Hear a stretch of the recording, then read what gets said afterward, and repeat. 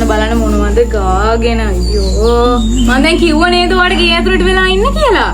පුතා ආසයි නේද අර කිඹුල බනිස් ගන්න අර හවසට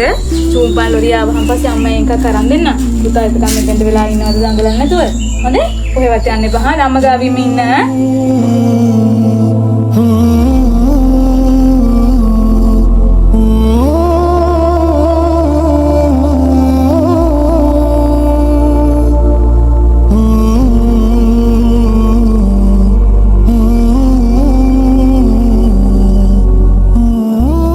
අවුලද මට කේ දින්න වෙලා තියෙන්නේ අරු කාගේ සල්ලි දුන්නට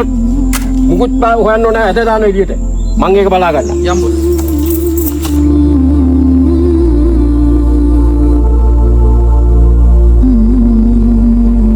මහත්තයා පරාවදී දන්නේද මට කේ සින්න වෙච්ච පිට්ටියේ දැන් මාස ගානේ කිව්වේ බේර ගන්න කියලා අනේ බලන්න කිසි උනන්දුවක් නැහැ ඒකට තව එක දවසක් දෙන්නකෝ මම මහත්තයව හම්බ වෙන්න කියලා ආවේ මේ කොල්ල ලෙඩ වෙලානේ හිටි මහරයා ගියා ඉස්පිරිතාලේ තීච්ච සල්ලිත් අරගෙන